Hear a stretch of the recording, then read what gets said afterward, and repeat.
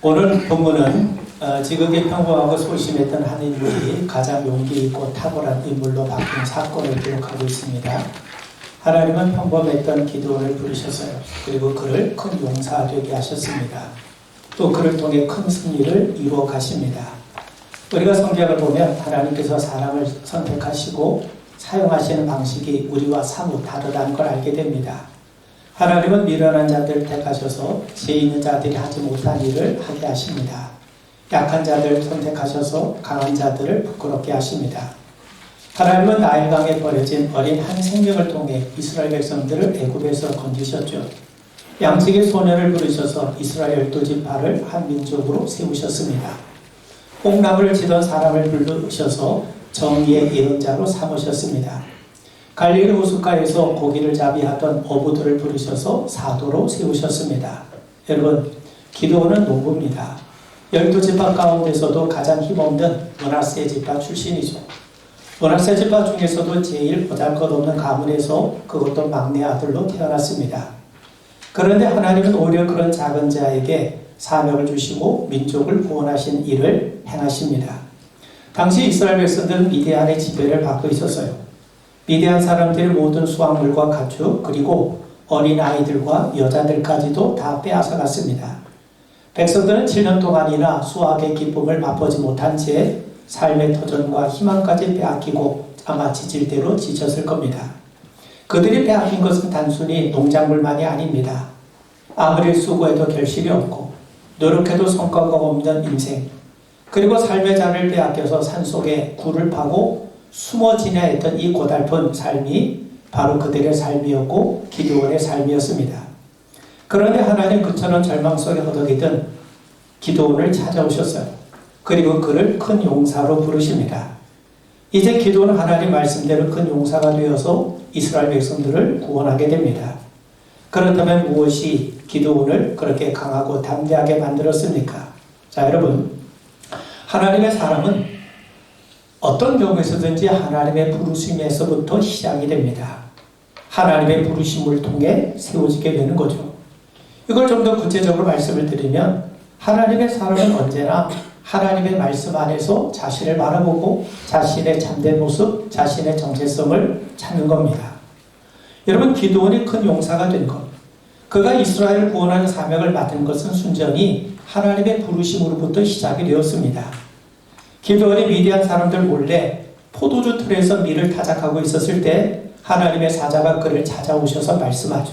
12절 보면 여호와의 사자가 기드온에게 나타나 이르되 큰 용사여, 여호와께서 너와 함께 계시도다. 하나님의 부르심, 하나님의 부르심이 곧 그 사역의 행동, 그 사역과 행동의 출발점이 되었다는 겁니다. 자, 여러분, 사람들은 대개 자신의 능력에 근거해서 또 세상의 평가나 인정에 따라 뭔가 일을 하려고 하죠. 모세도 처음에는 다 자신의 실력을 믿고 백성을 구원하려고 일어서지 않았습니까? 그런데 그 결과가 어떻게 되었습니까? 자신의 뜻을 이루지 못한 채 그저 광야로 도망치는 신세가 되었죠. 그런데 그로부터 40년이 지난 후에 비로소 하나님의 부르심을 받아요. 하나님께서 그를 친히 찾아오셔서 모세야, 네가 선 곳은 거룩한 땅이니 네 발에서 신발을 벗어라. 내가 너를 바로에게 보내어 내 백성을 구원하게 하리라.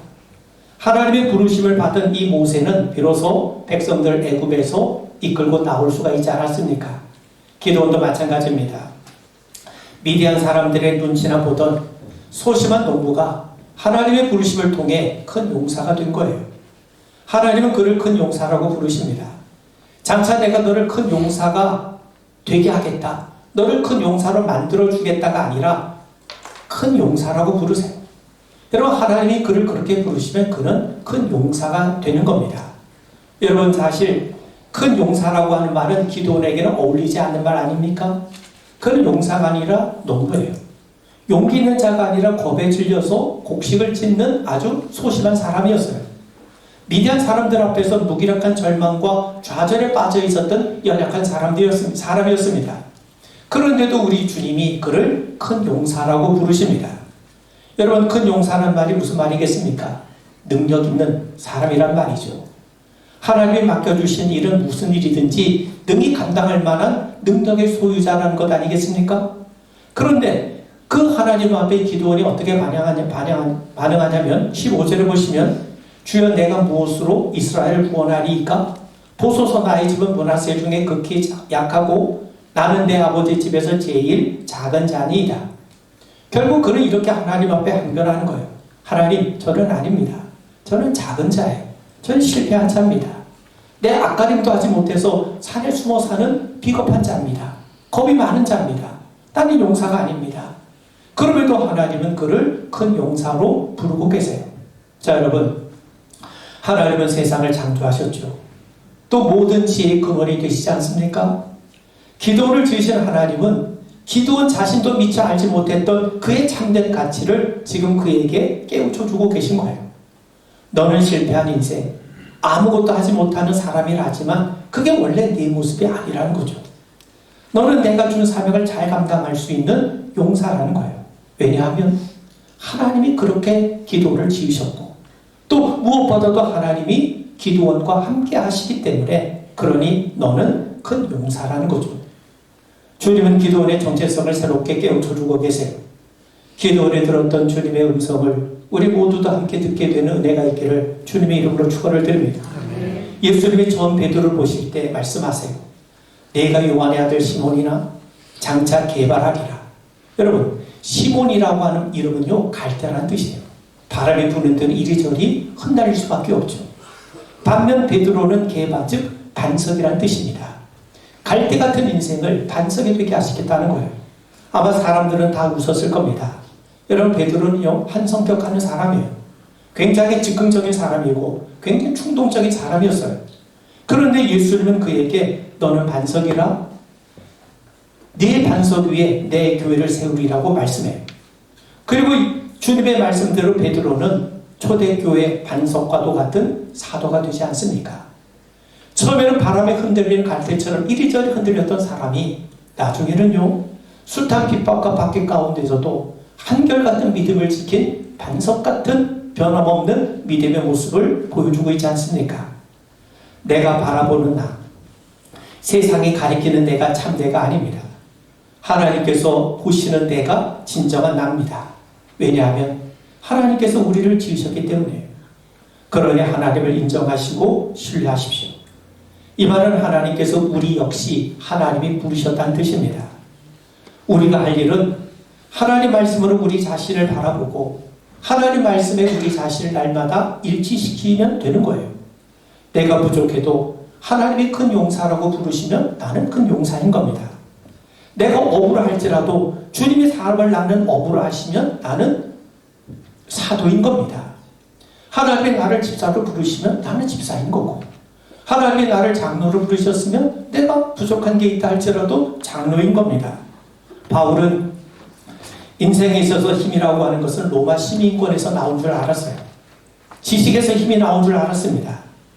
그런데 그는 비로소 하나님 안에 있을 때만이 내가 진정으로 능력 있는 사람이 된다는 걸 알게 되죠. 그래서 그는 이렇게 고백하고 있지 않습니까? 내게 능력 주신 자 안에서 내가 모든 것을 할 수 있노라. 자신의 진정한 가치와 능력은 하나님의 손에 철저하게 붙잡힐 때에만 가능하다는 것을 그는 비로소 발견하게 된 겁니다. 바울은 육체의 가시가 있지 않았습니까? 그런데 그가 깨달아요. 육체의 가시 때문에 내가 아무것도 못하는 것이 아니라 육체의 가시가 있는 그 연약함 때문에 하나님의 능력이 내게 더 온전하게 드러나는 것을 알고 고백했기 때문에 그는 자신의 약함을 부끄러워하지 아니하고 그 약함을 통해 하나님의 능력을 더욱더 체험하게 되는 것을 보게 됩니다. 그렇습니다. 우리가 부족해도 하나님이 함께 하시고 하나님이 우리를 일꾼으로 삼으시면 우린 일꾼이 되는 겁니다. 하나님이 나를 자녀라고 부르시면 나는 하나님의 자녀예요. 하나님이 나를 선지자로 부르셨으면 나는 하나님의 선지자입니다. 내게 그럴 만한 자격이 있느냐, 이건 문제가 아니에요. 다만 우리를 부르시는 하나님의 인정만이 필요한 거죠. 그리스도 예수 안에서 우리가 새로운 피조물이라 하시면 우리 새로운 피조물입니다. 하나님께서 우리를 구원하셨다 하시면 우리는 하나님 앞에 구원받은 거예요. 그러기 위해서 여러분, 오늘 새롭게 직분을 받은 우리 권사님과 세 번의 집사님들 뿐만 아니라 우리 모두 하나님 말씀으로 우리의 참된 모습, 우리의 정체성을 날마다 새롭게 빚어가는 은혜가 있기를 주님의 이름으로 축원을 드립니다. 여러분, 기드온이 큰 용사인 비결은요, 하나님께 있어요. 여러분 14절을 보시면 여호와께서 그를 향하여 이르시되 너는 가서 너의 힘으로 이스라엘을 미디안 손에서 구원하라. 내가 너를 보낸 것이 아니냐. 여기 보면 여호와께서 그를 향하사, 하나님께서 그를 향하셨다고 해요. 향하셨다는 말은 관심을 가지셨다. 하나님께서 방향을 돌리셨다. 그런 뜻입니다. 하나님께서 얼굴을 기드온 쪽으로 돌리셨다는 거예요.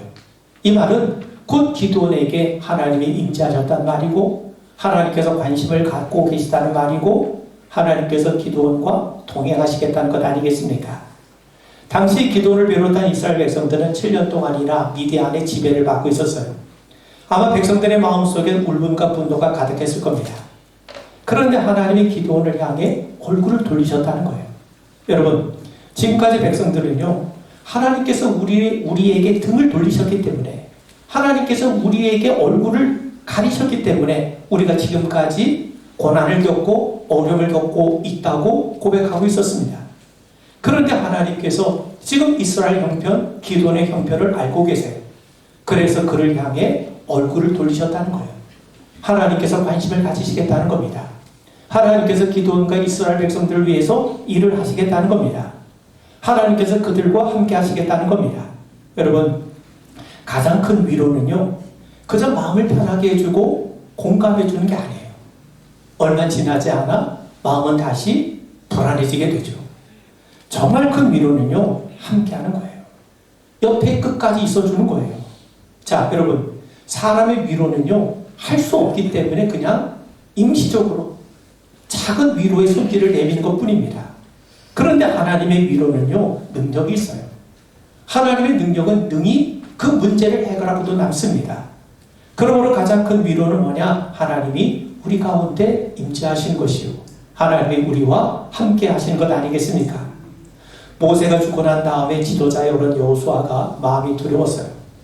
모세가 지도자로 있을 때에도 백성들은 끊임없이 원망과 불평을 일삼지 않았습니까? 그들은 하나님을 대적하기를 좋아하지 않았습니까?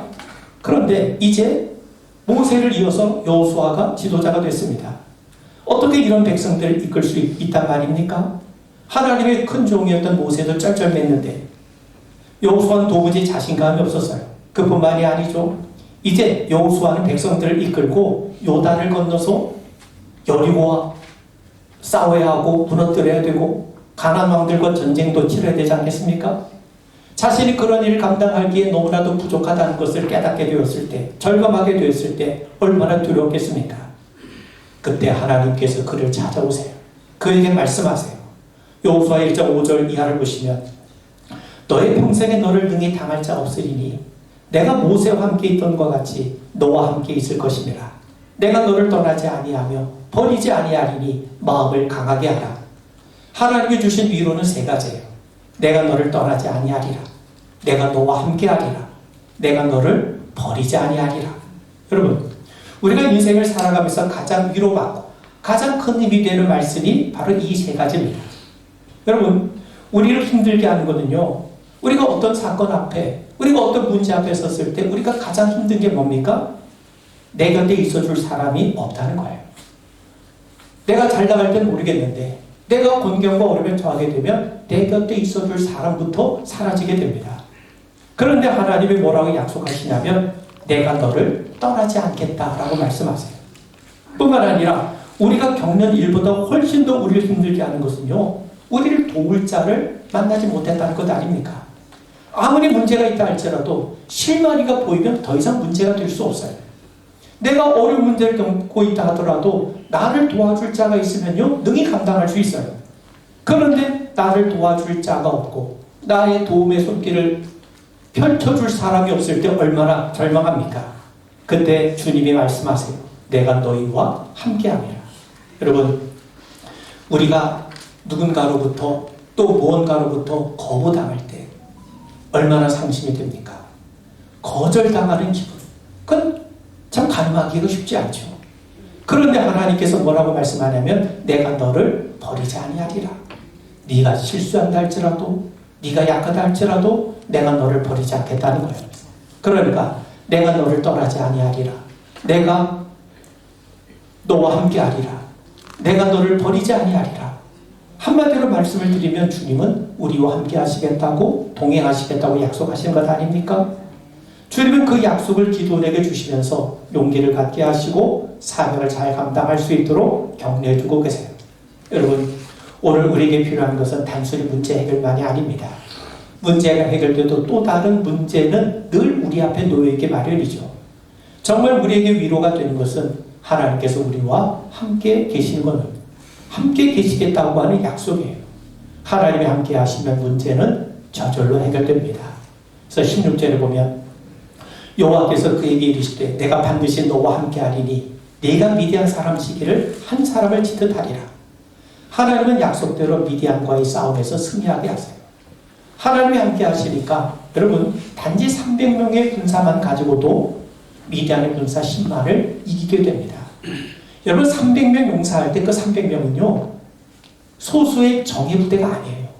하나님이 사람을 뽑을 때 가장 형편없는 사람, 가장 보잘것없는 사람들을 뽑으셨어요. 그렇게 보면 그 300명은 소수의 정예 부대가 아니라 정말 보잘것없는 그런 무리들이었어요. 오합지졸이었어요. 그런데 하나님이 함께 하시니까 그들은 오합지졸 300명만 가지고도, 그것도 창이나 칼이 아닌 깨지기 쉬운 항아리와 횃불만 가지고도 미디안의 군대 10만을 물리치게 되는 겁니다. 하나님이 함께 하심이 가장 좋은 겁니다. 하나님은 사람의 지혜와 능력이 아니라 하나님의 방법과 뜻대로 우리를 도우실 겁니다. 그런 의미에서 여러분, 하나님이 함께 하심을 확신하고 하나님과 동행하는 가운데 큰 용사로서 우리에게 주어진 귀한 사명을 온전히 잘 감당하게 되길 바랍니다. 이제 하나님의 부르심을 받은 기도원은 미디안과의 싸움에 앞서 첫 번째 명령을 들어요.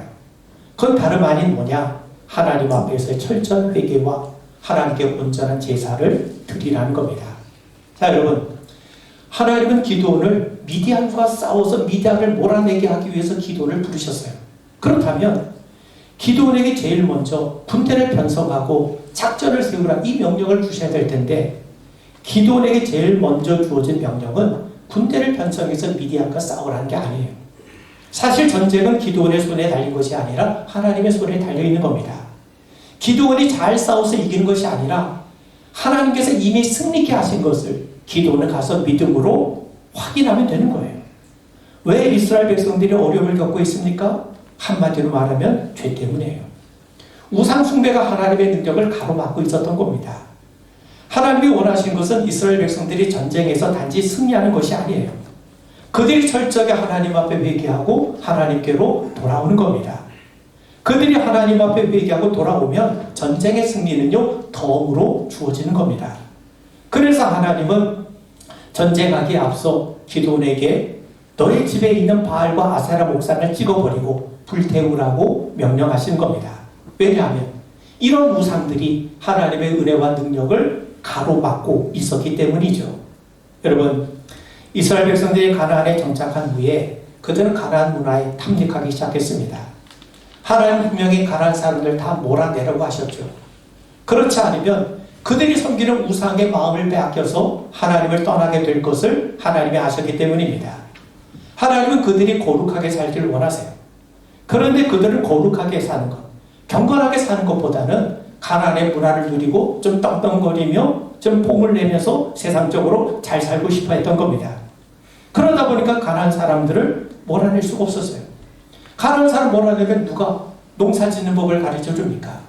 가나안 사람을 몰아내면 가나안의 문화를 어떻게 우리가 향유하고 누릴 수 있겠습니까?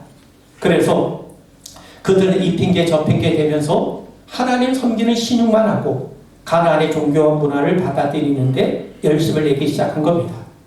그러면서 가나안 사람들의 종교와 문화, 풍습을 그대로 답습하기 시작한 거죠. 그들은 생각하기를 하나님 섬기는 건 손해인 것 같아요. 가나안 종교, 문화, 또 생활 방식 이런 걸 따르며 사는 것은 이득인 것처럼 여겨지게 되죠. 그래서 바알과 아세라를 열심히 섬기게 되었고, 그들이 우상을 섬기고 있는 동안 하나님은 그들과 함께 하실 수가 없으셨던 겁니다. 이스라엘은 영의 사람이 되기를 거부하고 육의 사람이 되기를 원했던 거죠. 하나님의 백성이라고는 호울만 가졌지 실상은 가난한 사람이 되고 말았던 거예요. 거룩하신 하나님은 그런 이스라엘 백성들과 함께 하실 수가 없었던 겁니다. 그래서 기도원의 첫 번째 사명이 뭐냐? 하나님 기뻐하지 않으신 것부터 깨부수는 겁니다. 그래서 바알과 아세라 신상을 찍어 부쉈고 7년 된 둘째 수소를 하나님 앞에 번제로 드리게 하신 겁니다. 왜 7년 된 수소를 드렸는가? 이거는요, 이스라엘 백성들이 미디안 사람들에 의해서 고통당하던 횟수가 7년이에요. 그러니까 하나님은 7년 된 둘째 수소를 바치게 하심으로 이제 미디안의 고통이 끝났다는 것을 선포하시는 겁니다. 그리고 아세라 신상을 찍은 나무로 태워 바치게 하심으로써 바알과 아세라도 끝났음을 깨닫게 하시는 겁니다. 이 일로 인해서 기드온은 여룻바알이란 별명을 얻게 되는데, 여룻바알이란 바알과 싸우다는 뜻이죠. 여러분, 우리가 큰 용사가 돼서 하나님의 거룩한 일에 쓰임받는다는 것은 얼마나 영광스러운 일이겠습니까? 그런데 하나님은 우리가 주님의 일을 감당하기에 앞서, 큰 용사가 되기에 앞서, 귀한 사역자가 되기에 앞서 먼저 회개하고 하나님께로 돌아오길 원하세요. 하나님 앞에 정결해지길 원하세요. 죄의 문제가 해결되길 원하세요. 하나님께로 마음을 돌이키길 원하세요. 그래서 먼저 내 집에 있는 우상을 찍어서 불사를 하고 명령하시는 겁니다. 여러분, 바울이 말씀해요. 너희 몸은 너희가 하나님께로부터 받은 바 너희 가운데 계신 성령의 전인 줄 알지 못하느냐. 너희는 너희 것이 아니라. 여러분, 우리 안에 성령님이 계셔도 우리가 죄의 문제를 해결하지 않으면, 우리가 하나님 앞에 회개하지 않으면 하나님의 음성이, 성령의 음성이 들리지 않아요. 우리가 뭔가에 몰두해 있으면요, 아무리 옆에서 누가 얘기를 하고 바르게 얘기를 해줘도 그게 들립니까? 들리지 않아요. 보이지 않아요. 아이들이 컴퓨터 게임에 빠져 있는데 백날 공부해라 그 얘기가 들립니까? 들리지 않습니다. 귀에 듣는다고 그게 듣는 겁니까? 아니죠. 그래서 예수님이 들을 귀는 자는 들으라고 말씀하신 것 아닙니까? 그러기 위해서 여러분, 성령이 아무리 말씀하셔도 죄는 그 음성을 못 듣게 하는 거예요. 그래서 우리가 하나님 앞에 회개하는 겁니다. 바울은 디모데후서 2장에서 집에는 여러 가지 그릇이 있죠. 금그릇, 은그릇, 나무그릇, 질그릇. 그러나 어떤 그릇이 쓰임받는다고 했습니까? 깨끗한 그릇이 쓰임을 받아요. 더러운 그릇에 어떻게 우리가 음식을 담을 수 있겠습니까? 하나님께서 우리의 영혼과 마음의 먼지와 때를 깨끗이 닦으시고 하나님의 귀하고 거룩하고 요긴하고 온갖 좋은 일에 우리 모든 성도들을 귀하게 써주시기를 주의 이름으로 축원을 드립니다. 아멘. 그리고 하나님을 예배하라는 거예요. 하나님은 기드온에게 바알의 제단을 걸고 아세라 신을 찍어버리고 하나님을 위해 하나님의 규례대로 제단을 쌓고 번제를 드리라고 하세요. 우상을 예배하지 말고 하나님을 예배하라는 겁니다. 여러분, 사역자보다 예배자가 우선이에요. 사역자가 아무리 열심히 사역을 해도 하나님과 무관할 수 있어요. 그렇기 때문에 하나님은 우리가 하나님 옆에 사역자가 되는 것보다 예배자 되기를 원하세요. 예배자에게서 좋은 사역자가 나오는 거예요. 그래서 하나님은 지금도 예배하는 자를 찾으신다고 하지 않습니까? 하나님 원하시는 것은 우리가 하나님을 예배하는 예배자예요. 우리가 하지 않아도 하나님이 돌들을 통해서도 하나님이 다 역사합니다.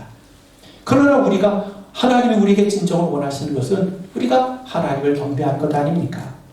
우리가 하나님을 알아가면 알아갈수록 우리는 그분 앞에 엎드릴 수밖에 없고 그분을 예배할 수밖에 없어요.